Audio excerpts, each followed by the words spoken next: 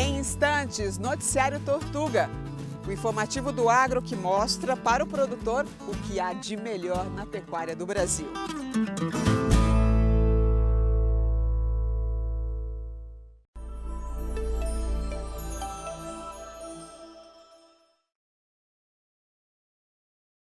Bom dia! Está no ar o Noticiário Tortuga. Nosso segundo programa gravado na COP27 traz um balanço das negociações que envolveram o Brasil na agenda global da conferência.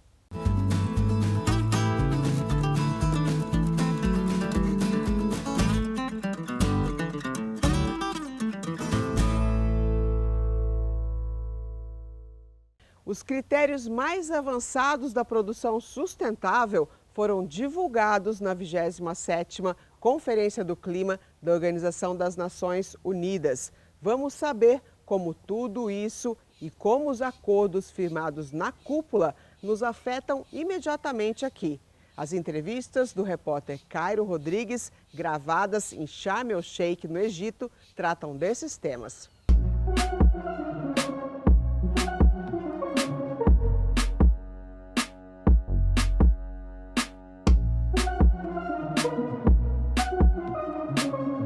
É isso mesmo, Márcio. O Noticiário Tortuga está aqui em Sharm el-Sheikh, no Egito, participando aqui da COP27, a COP que tem aí a sua importância, grande importância para todos os assuntos relacionados ao clima e também impacta aí de forma direta o nosso agronegócio, a agricultura e a pecuária aí também no Brasil. Aqui do meu lado, agora a gente vai conversar com o Francisco Neto, que ele é líder da NFW Brasil. Francisco, bem-vindo aqui mais uma vez ao nosso programa, agora pessoalmente, presencialmente. Pois é, presencialmente pela primeira vez. Muito bom, muito obrigado pela oportunidade. A gente que agradece. E, Francisco, nós estamos aqui na COP, é um lugar onde muitas ONGs participam e esse ano a gente teve uma participação maciça aí, também das associações, entidades brasileiras voltadas aí para o agronegócio. Mas eu queria que você começasse falando para a gente um pouco do trabalho que a NWF ela realiza aí por todo o mundo. A NWF especificamente, ela trabalha internacionalmente desde 1986, ela é criada em 1936, 50 anos depois ela começa um trabalho internacional, começa justamente pelo Brasil, né, apoiando o desenvolvimento de um agronegócio sustentável e hoje ela trabalha América do Sul, costa ocidental da África, Oriente Médio, Sudeste Asiático, sempre com agronegócio, sustentabilidade, né? Então, desde a produção de óleo de palma no Sudeste Asiático, cacau na África, pecuária, óleo de palma, cacau e soja aqui na América do Sul, né? Não só Brasil, mas Colômbia, Paraguai, Argentina. A gente tem um trabalho bastante amplo, né? E sempre em parceria com atores locais. Francisco, muitos produtores pecuaristas, principalmente, que nos assistem, às vezes eles podem pensar aí com essa ligação que a gente tem e todo esse burburinho que a gente ouve de ONGs pelo mundo, a COP ela é prejudicial para o nosso agronegócio? Como que esses dois assuntos caminham juntos, esses dois temas caminham juntos? Veja, a COP ela não tem intenção nenhuma nem de prejudicar e nem de enaltecer nenhum negócio, né? Muito menos o próprio agronegócio brasileiro. Mas o que acontece é que ela afeta, né? Ela tem consequências, as decisões que são tomadas aqui, elas têm consequências sobre os diversos negócios, né? Então, desde combustíveis fósseis até o próprio agronegócio que passa por produção de cana para produção de álcool, a pecuária, a soja, óleo de palma e outros produtos. Então, como tem consequências e os produtores começaram a perceber isso, o que a gente vê é que os produtores, opa, peraí, eu vou lá também participar dessa discussão, porque eu estou vendo que alguns pontos que eu tenho não estão sendo levados em consideração. Então, o que a gente vê é que nos últimos 10 anos a presença de produtores aqui, através deles mesmos ou das suas representações, né, está sendo cada vez maior, justamente para colocar aqui o ponto de vista deles, para que isso seja levado em consideração na hora de tomar uma decisão.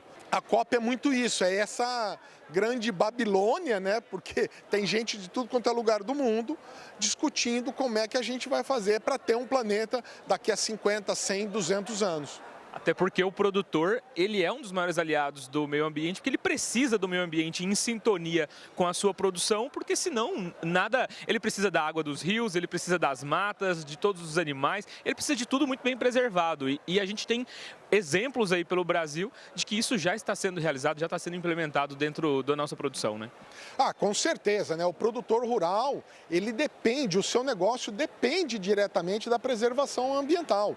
E até por isso mesmo que a gente vê que produtores não discutem, né, sobre APP, sobre reserva legal. O que se discute um pouco são questões relativas aí a desmatamento, se vai ser ilegal, se vai ser legal, se vai ser, como é que vai se dar esse desmatamento, né? Quais são as compensações que o produtor tem o direito de receber, e ele tem esse direito. O produtor, ele depende de tudo isso, né? O sol, a água e a terra, como já dizia a música, é que vão fazer a produção agrícola brasileira, principalmente, que está nos trópicos. E o mundo reconhece isso, né? A questão é como é que a gente encontra o equilíbrio entre conservação e produção.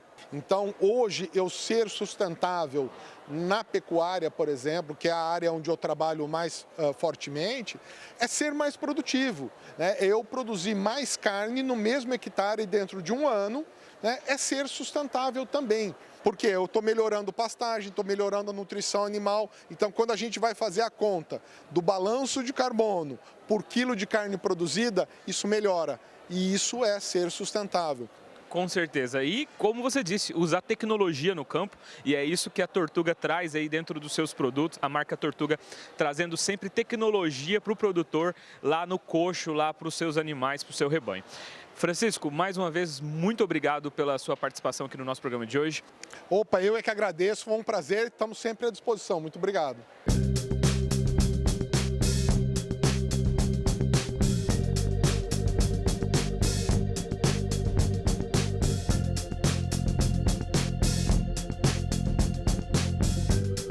Agora aqui do meu lado, Daniel Vargas, ele que é coordenador do Observatório de Bioeconomia da FGV. Daniel, bem-vindo aqui ao nosso programa de hoje. Muito obrigado, é um prazer falar com vocês. Prazer é nosso. E Daniel, o Noticiário Tortuga aqui em plena COP, um evento importante aí que trata sobre o clima, mas que a agricultura está totalmente interligada. Quando a gente fala em implementação fora do meio rural, do meio pecuário, qual que é a visão aí do mercado sobre a produção agrícola hoje do Brasil? Bom, eu acho que tem hoje uma ponte que precisa ser construída entre o discurso global das COPs e o chão da realidade. Sem isso, a agenda ambiental arrisca ficar algo apenas no papel e não se tornar realidade. E para essa ponte ser construída, eu acho que tem dois mecanismos que são decisivos para a gente conseguir fazer as coisas acontecerem. O primeiro é o financiamento público, o segundo é o financiamento privado. O que está acontecendo agora na COP é que os mecanismos tradicionais de financiamento público estão engasgados, porque os países ricos se comprometeram no passado a doar pelo menos 100 bilhões de dólares ao ano e o dinheiro nunca chegou direito. E o mecanismo privado, por excelência, é o mercado de carbono, que aloca esse investimento para o que a gente costuma dizer, para o custo social mais barato do carbono, para esse investimento ser mais efetivo. E a gente sabe, na realidade do agro, que o dinheiro dificilmente chega na ponta por meio do mercado de carbono. E aqui eu falo do Brasil e falo da discussão que é central para nós aqui. O agro brasileiro, por definição, é um setor que aprendeu a pegar carbono da atmosfera e colocar no solo. No processo de preparo do nosso solo ácido do cerrado, para ele se tornar mais orgânico e mais fértil, que em outras palavras significa pegar o carbono e colocar no chão, para torná-lo, portanto, mais produtivo.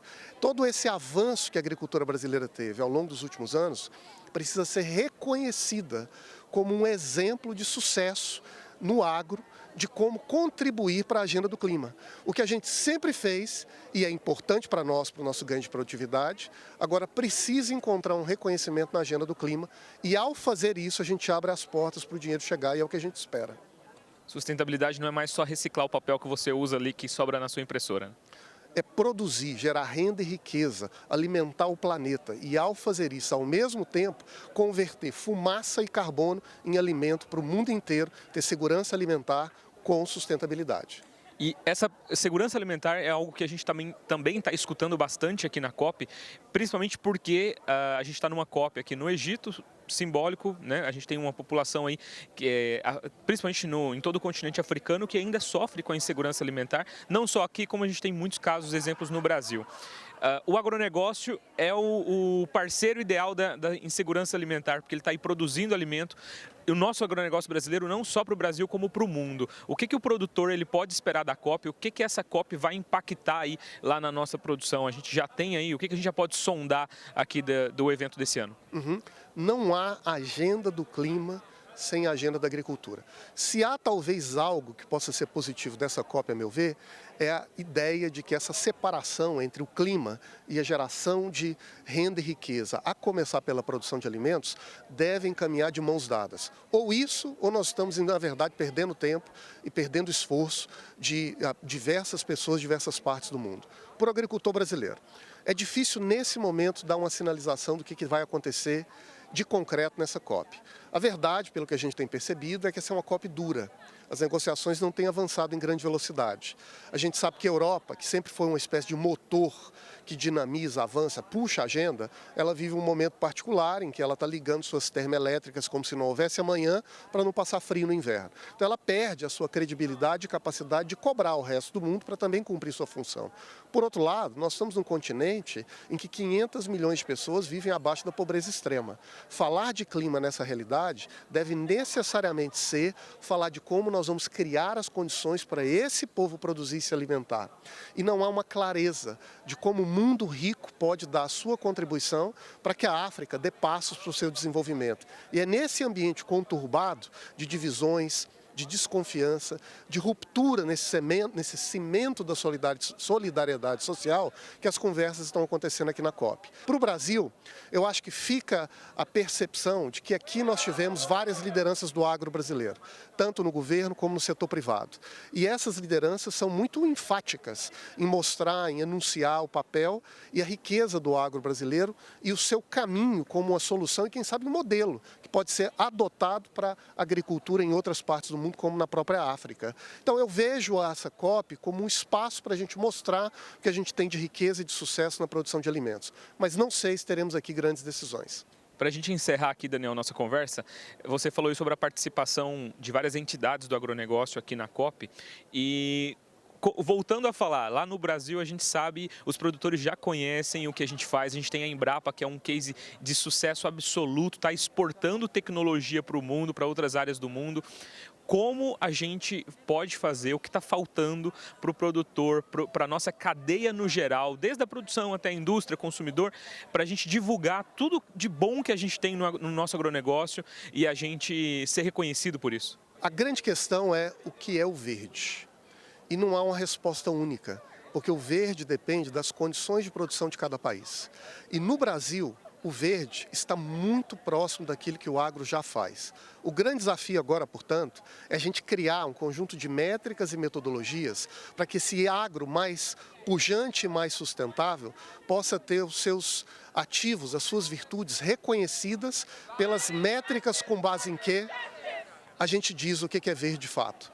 E, portanto, a Embrapa, assim como a rede científica brasileira, precisa dar uma contribuição para criar esses parâmetros de referência. E, ao fazer isso, tropicalizar a discussão. Em vez da gente pegar o que está pronto lá fora e trazer isso como uma espécie de roupa emprestada para vestir a realidade produtiva brasileira, a gente precisa tecer, com base na nossa realidade, o terno da sustentabilidade. A roupa que realmente representa aquilo que a gente é. E, ao fazer isso, mostrar para o mundo os nossos méritos. Eu acho que esse é um desafio que o Brasil precisa abraçar nos próximos anos com imensa prioridade, porque dizer o que é verde significa que você está legitimado para captar recurso mais barato e para acessar mercados mais qualificados. O agro brasileiro já é em grande medida sustentável. A gente precisa agora que o mundo veja isso. Com certeza. E essa é a mensagem que a gente sempre tenta trazer aqui no Noticiário Tortuga. Daniel, obrigado mais uma vez pela sua participação aqui com a gente. Eu que agradeço, é um prazer falar com vocês.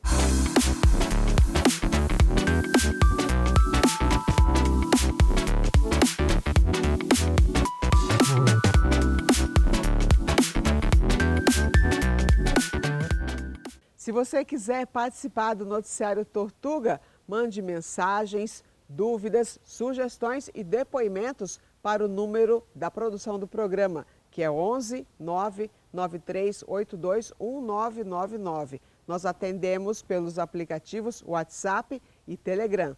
Busque também nas redes sociais o perfil @tortuga.dsm. Obrigada pela audiência e o Noticiário Tortuga aqui no canal do Boi é de segunda a sexta-feira, 7 horas da manhã. Até o próximo programa.